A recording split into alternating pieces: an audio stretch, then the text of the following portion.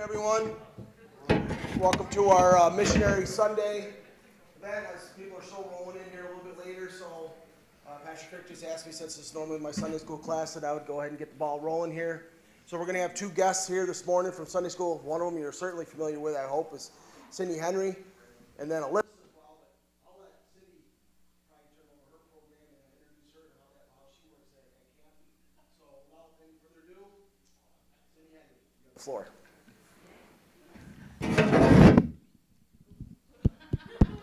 Sorry to turn it on. I was going to turn it on for you. You sure you don't want an earpiece? You good with that? I don't really need this because I'm pretty loud, but that's okay. Good morning. It's been an interesting day. It's been an interesting few weeks. Alyssa called me this morning. I got it. I'm pretty loud. Alyssa called me this morning and she's not feeling well. She's got a little cold, so if you're wondering why she's wearing her mask, that's why. And then she's going to skip right out because she doesn't want to expose anybody to a winter cold that we're all going to get. And then I went out to get in my car this morning, plenty of time, and the battery was dead. So praise the Lord, Travis was there with the boys, and so we got my car jumped, and I ended up being a little bit later than I planned on. So, but we've just been asked to sort of update you on what we're doing and how camp is going. And I know everybody here, so everybody really knows my story. But I thought I would just start with a little bit of information about myself, in case you don't know me, because there are a few of you that haven't been in the church for the last however many years I've been in the church, which is a long time. So I grew up in this church. I was 2. Okay, Mom says I was 2 when I first came here. So I grew up in this church. I attended camp, as everybody did in our family, and absolutely loved it. I have 3 sons, and I have 10 3/4 grandchildren. I have one coming in January. And I just had my first great-granddaughter born last month. She's wonderful, precious, like they all are. I attended LaMocha, like I said, and in my freshman year of college, I went to LaMocha to work at camp for one summer, or for 1 week, actually, to counsel. And I didn't meet my husband then, but that's sort of when we sort of looked at each other and decided that we looked okay to each other. I actually met Ed years before at camp. So anyhow, Ed and I were married the next year, and we grew up here together and served here at this church. In 2000, the year 2000, 2002, things in our life became a little difficult. We had some difficulties with our family, and the Lord, through those counseling with Pastor and things, the Lord impressed upon Ed and my heart that we would like to serve him full time. We had always thought when Ed retired that we would go into doing something full time, but the Lord was impressing on our hearts that there was something that we should do then. So Ed and I, mainly Ed, met with Pastor and did Bible study and searched out where he felt the Lord was leading him. He was looking towards going back to college, maybe. But the Lord kept bringing us back to camp. Back to camp. We went every weekend. We were there. And I remember one time Ed said, when I retire, and Chip said to him, so you don't trust the Lord? And Ed's like, well, yeah, but when we retire. And then one Sunday, we were there working at camp, and we went to a missionary conference like this at Bradford. And the pastor there was from Baptist Church Planters, and he was in the ministry of planting churches, and he traveled in a travel trailer with his family and helped plant churches and build churches. He was a builder. And he spoke on how you needed to just step out And I knew at that point in time when I was sitting next to Ed in that Sunday school class that by the time we got home, that would be the decision that we would be making. And so we stepped out on faith in 2004 and went to camp. Ed continued working per diem, or no, he was working full-time then. And in 2008, the Lord led him to retire from the hospital where he'd worked for 35 years and be there at camp full-time. So in that interim, of course, many of you know, in 2013, Ed passed away of a heart attack. And I had been his helper. I had mowed the lawns. I had held the ladders while he was, climbing ladders. We learned a lot about, putting in new faucets and putting in all these new things. And when he passed away, there was this big question in my life. Now what? What do I do? I'm by myself. And the Lord kept impressing upon me our favorite verse, which was Proverbs 3, 5, and 6. Trust in the Lord with all your heart and lean not on your own understanding. In all your ways acknowledge him, and he will direct your paths. And shortly afterwards, in my searchings, I came across just a little saying that I say to myself quite often, which I'll have to look up, but anyhow, get up every morning and pray to God that he will show you what you're to do that day. And so go day to day. And so from that day on, I have been going day to day. I'm supposed to give an update on what we do, and Alyssa and I and Greg talk about this all the time. It's sort of hard to put a little capstone on what you do. But my ministry there at camp is varied. I like being behind the scenes. Ed used to always say that we were there behind the scenes for those like Chip and Greg and Alyssa and people who are on the foreground.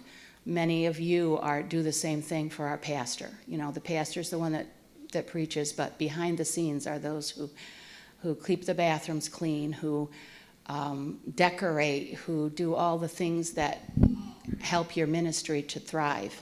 So all of you are involved in one way or the other behind the scenes, and so that's where we like to be, is sort of behind the scenes, not up front, in front of people. But my ministry is, a lot of the technical behind the scenes stuff. I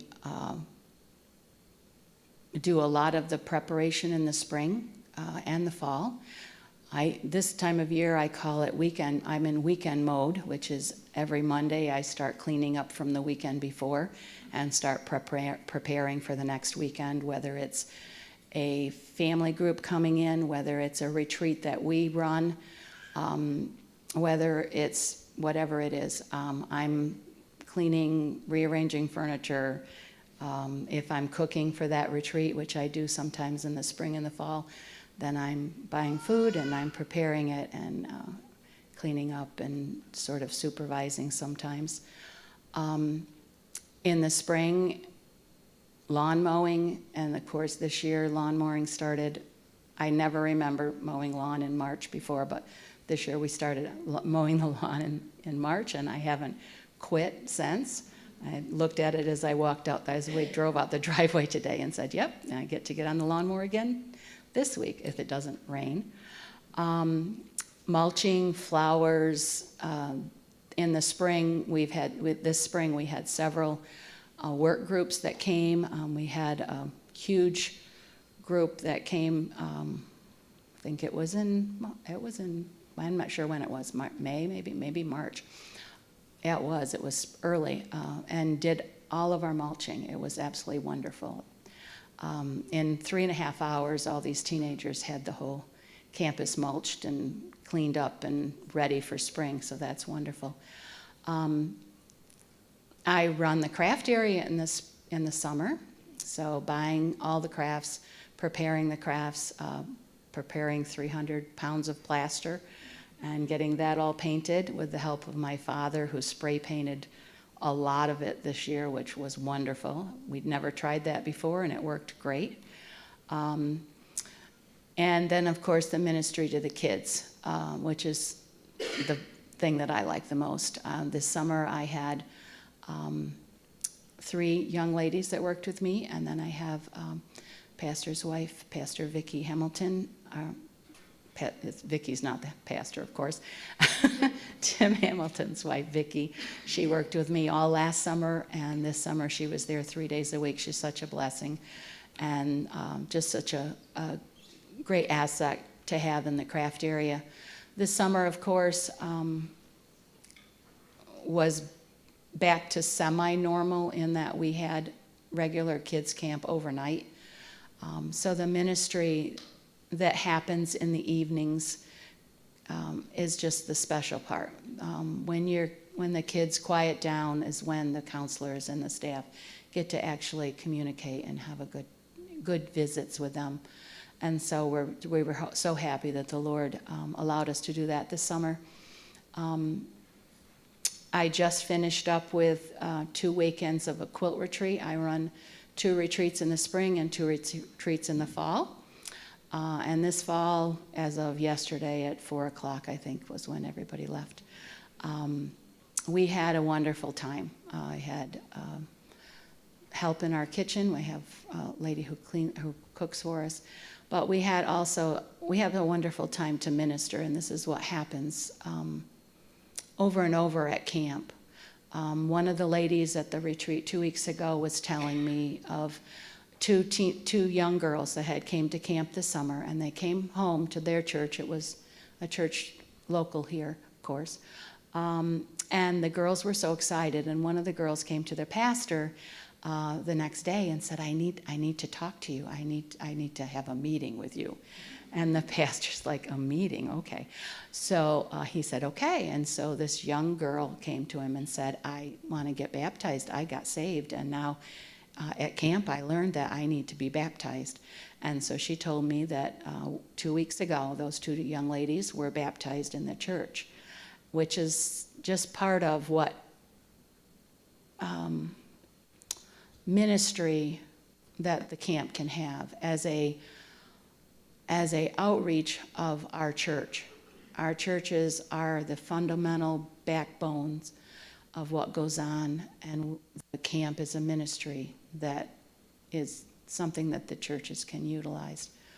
Then, yes, this past weekend we had a wonderful experience. It was sort of hard, but one of our ladies that were there with us had come from a long distance, and she received news just like days before she came to camp that her daughter, who needed a complete, Indy, help me, what was it? Complete bowel transplant, had been waiting for a transplant, and she got the notification that her daughter was going to be having the transplant done during our quilt retreat. And so we got a wonderful opportunity to minister to her. She couldn't be there. She was here visiting her mother and there at our retreat with us. And so we had the opportunity to pray with her, to keep in touch with what was going on with her daughter. And there was another lady there who had had a kidney transplant years ago, so she could minister to her. And it was just a wonderful time of realizing that we're not here in this world alone, and God places people in our lives at specific times to minister to us. So it was a great joy to be able to see the women rally around her, and of course they want to know how things are going, and we're going to keep in touch. But just those kinds of things that happen there at camp. So yeah, that's sort of some of the things that I do. I don't know. I can't list all the things I do there at camp. I mean, you know, there's fun jobs, and then there's not so fun jobs, and we've had some not so fun jobs this summer. We have had some septic issues, and so it has not been pleasant. But I get to use the washer a lot. So thank you so much for supporting me all these years. You are my supporting church, my sending church, and thank you so much for that. Alyssa can update you. She's got much more exciting things because she does all the other behind the scenes. Alyssa was here in the spring, and she is my other full-timer person at camp. She can introduce herself. Thanks. When Cindy says she does everything, she really means it. She is one of the, I would like to say, like almost like a backbone of the camp. She does everything to make sure that the cabins are clean, the bathrooms are clean, that we have enough supplies to run the next retreat, to run the next camp.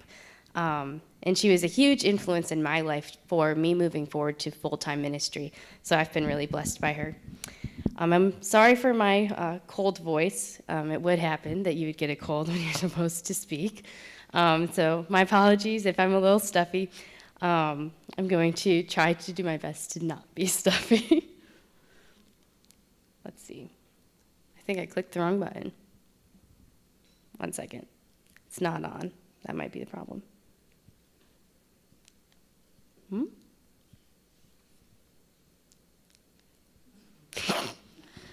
Well, my only issue is that my notes are on my slides. So, do you know, where should I be pointing this at? Oh, there we go. Thank you, guys. All right, so my role at Camp Lamoka is split into 2 parts. The first is that I'm our communications director, and that is a year-round position. And I'm going to talk a little bit about some of that, just give you an update since this past spring when I was here.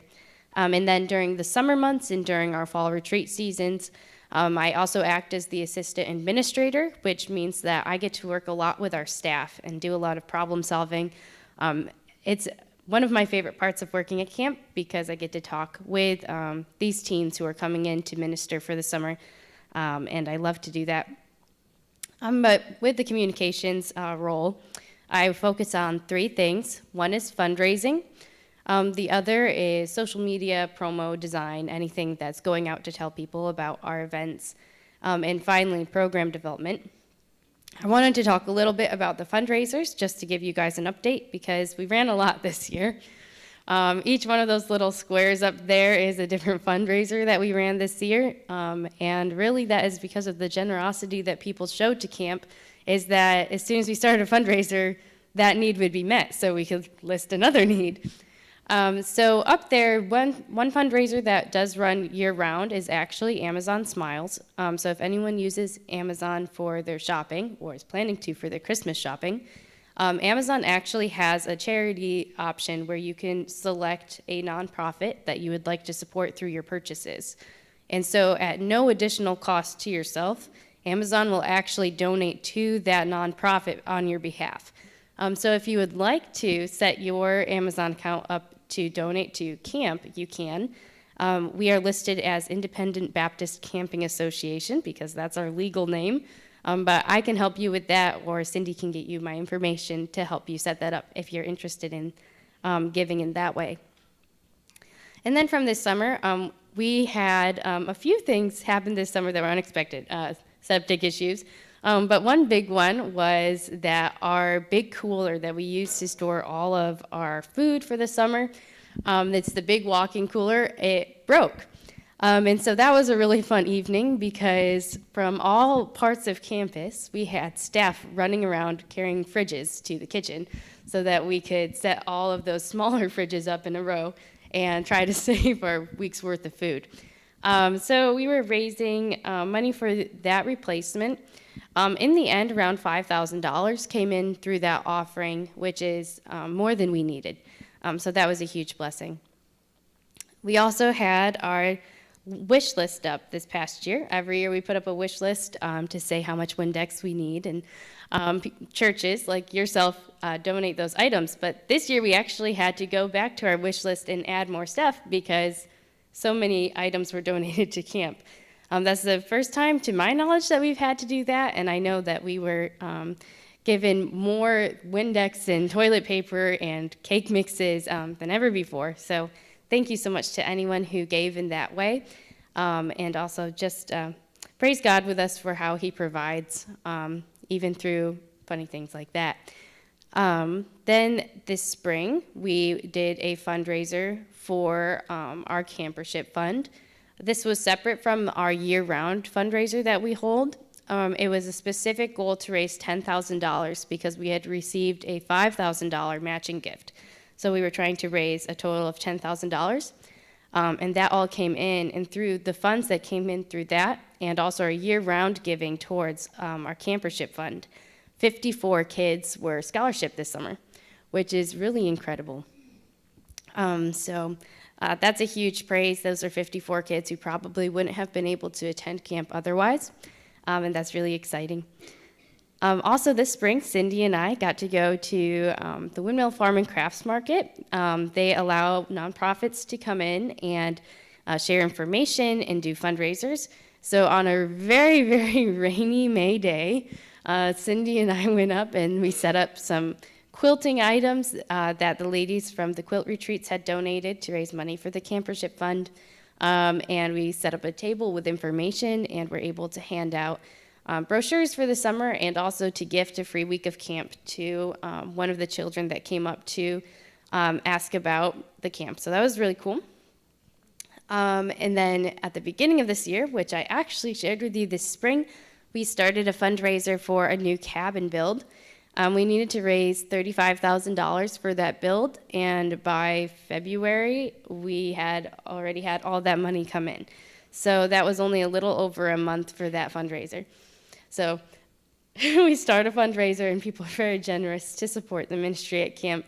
It's been a blessing to see that and to be able to make improvements to our campus and also to our ability to sponsor children. Just on the campership fund, usually in October, we launch the next year's year-round giving program.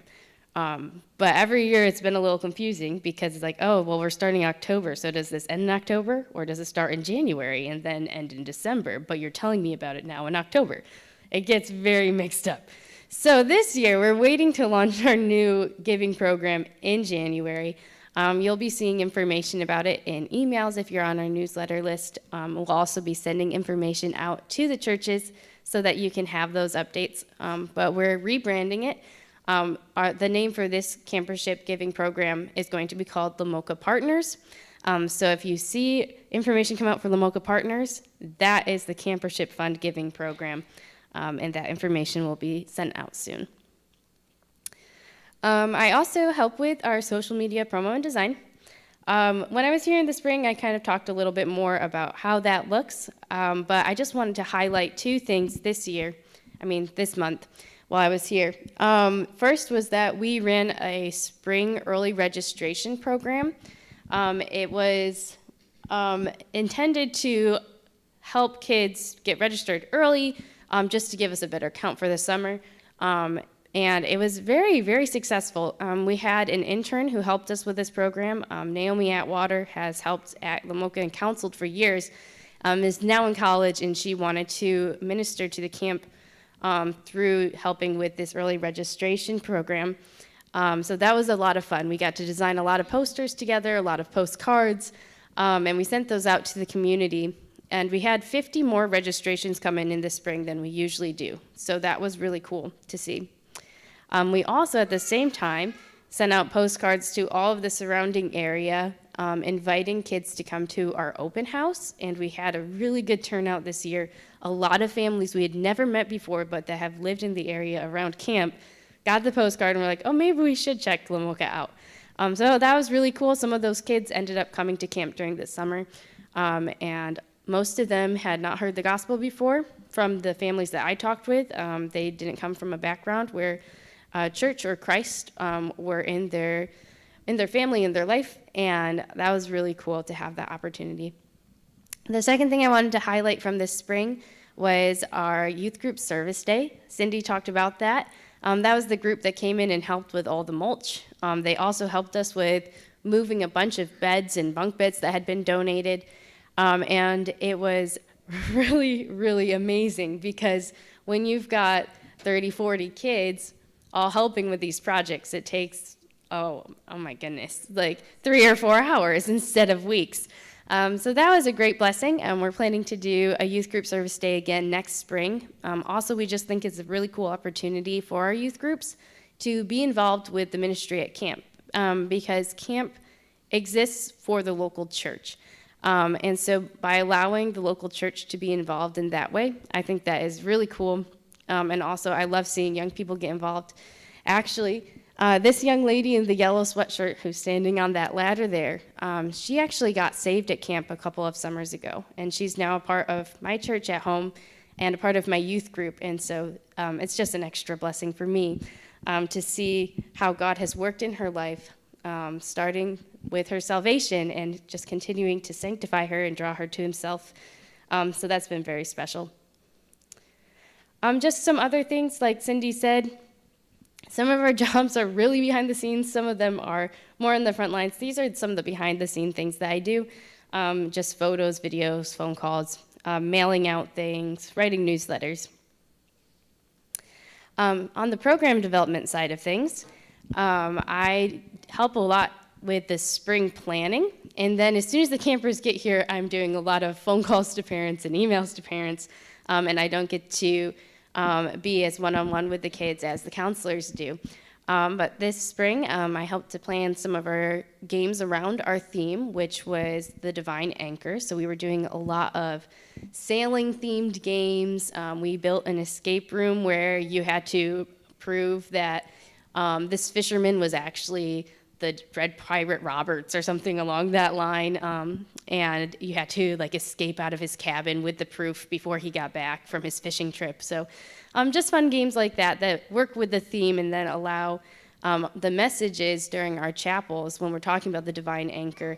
You can kind of point back to a game from that day or the theme from that day to, okay, we were talking about sailing and storms all day long. Now here's our scripture passage that we're working through. And kind of make that connection from what the kids are doing in the fun sense of things to the chapels, which a lot of campers say actually is their favorite part of camp, which always makes me smile to hear. Just one story I wanted to share about the campers this summer is that I was able to share the gospel with a camper during one evening. As Cindy said, having overnight camp brings a different element to it. A lot of kids want to talk about things in the evening when everything has slowed down and you're not running around and the sun is not just beating down on you. And this camper had been talking with her counselor and her staffer about some hard things happening in her life. And she had turned to the Church of Satan for hope. That was what she had sought after as something to be a solution to her problems.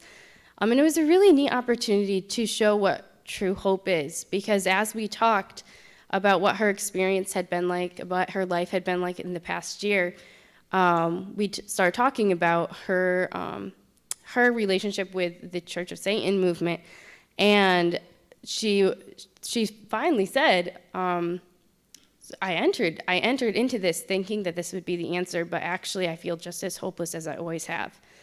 And that was so awesome, because now you have an opportunity to say, well, I'm horribly sorry to hear that. Everything that's going on in your life is incredibly hard, but I think that there is hope, and hope that you can rely on, and that is found in Christ. So we got to talk through the gospel with her, and she didn't make any profession of faith at the moment. I don't know where she is at in her life right now, but I know that evening she listened, and as we were talking, she said that the gospel seemed like it might be the answer. And so that is really cool, because even if she didn't make a profession of faith then, there's that seed of hope that's been planted. And I just pray that as she continues in her life, that God keeps sending people to water that seed, so that one day she might have hope in this real relationship with Jesus Christ. So that is just one example of how we minister to the campers at Lamoka. The counselors could give you dozens of stories like that, because they have them with the kids every evening. They have a great conversation with their campers. Oh, yes, and we like to provide opportunities for spiritual growth. I guess this was the slide I wanted to show you before.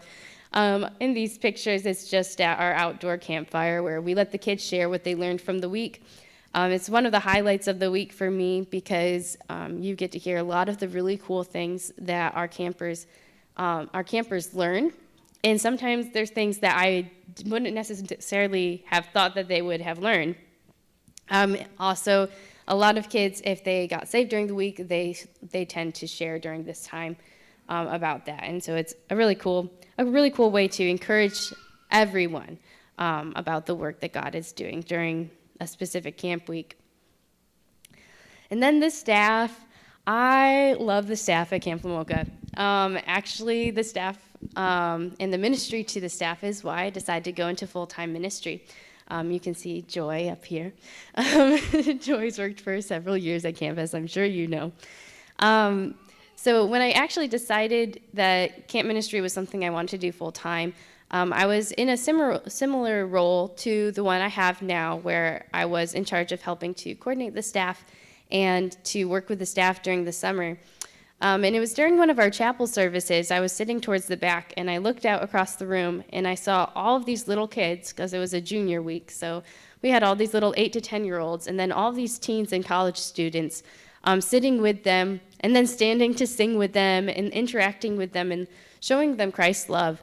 And it just really touched my heart, and I thought, I could do this for the rest of my life. I want to be a part of a ministry that allows teens and allows college students to minister in this way.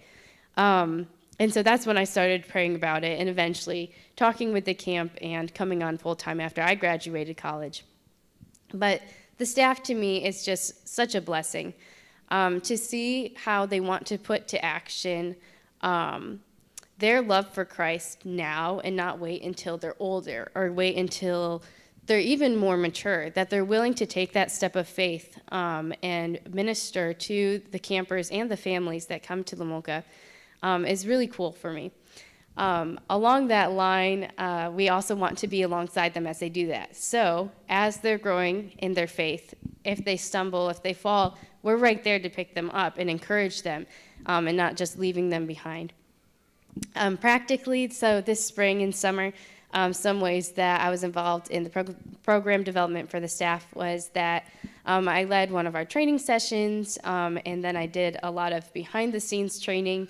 I washed a lot of dishes even this summer as our food service staff was a little bit lower in numbers than usual, so I like to jump in there and do dishes. My favorite memory from that actually is that we had one teen guy who he washed the dishes. That was his thing. And sometimes I'd go back and I'd be like, oh, I'll start washing the dishes too. And if he wasn't there, he'd just step around and he'd be like, that's not how we dry them. And so it was just so funny. So I was the rinser because I did not fit his method of washing. But it was so fun. I did that several weeks this summer, during lunch especially. I would have some extra time. I'd go back there and wash the dishes.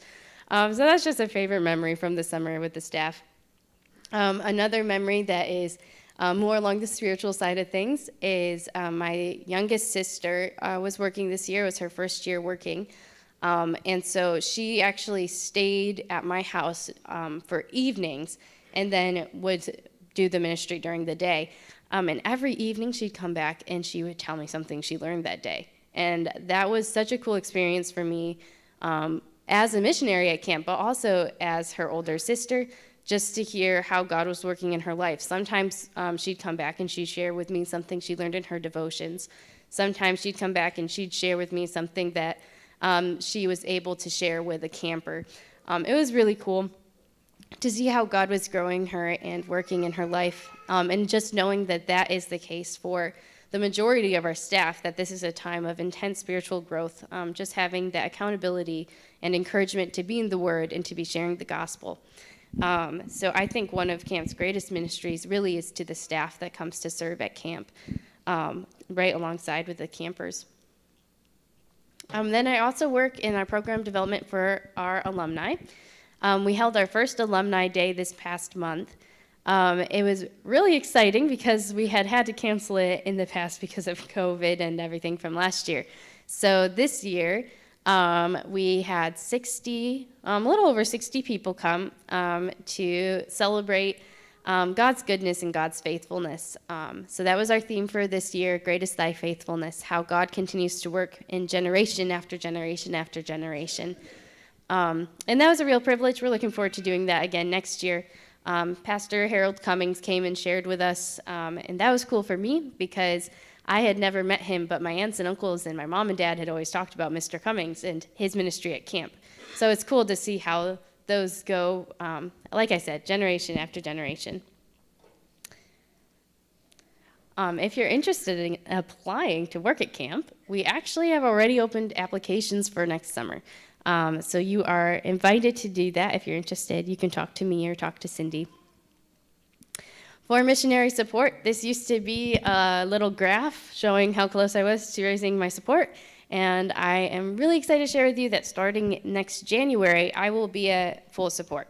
So thank you for being a part of that. And there are several other churches that have partnered alongside of me to help me to raise my missionary support. And starting in January, I'll be there. And I also want to just take a second to share with you a little bit about my ministry during the fall and winter months. Cindy and I were talking. We get questions about that a lot. Oh, what do you guys do after camp's done? Well, camp doesn't really ever end. But during the fall, we have, as Cindy said, we've got weekend mode, which is retreats coming in every weekend. I think our last one is mid-late November. So we go pretty late into the winter, and that keeps us busy as we run programs and as we prepare the campus and run games and make sure we have the right number of staff to run the zip line and all of that stuff. But also it gives opportunity for different ministries in the local church, at least for myself. During the fall and during the winter, I take any extra time I have from my camp ministry and I just pour it back into the local church. I am one of our leaders in our teen ministry, and so that is something that I'm really involved in and that I love to be involved in. And alongside of that, at least one night a week, I host a movie night for girls in the community, which is focused on, again, teens and young adult girls, just providing an opportunity for them to invite their friends to somewhere that's safe and that is designed with them in mind. So through that ministry, we've met a lot of girls in the community that we wouldn't necessarily have met otherwise, people that I didn't ever know before, but they were invited by a friend to come and watch a Disney movie. And we're just building connections and showing people that we care in the hopes that we'll just have gospel opportunities through that. And I've been really blessed through that ministry. And then, of course, during the spring and summer especially, I have to step back from those responsibilities a little bit because it gets so crazy busy at camp. So it's kind of fun to be back into that side of ministry during these fall and winter months. And there's my email if anyone has any questions. And I think now we have a video to share with you. And if after that you have any questions for Cindy or I, we'll be happy to answer those.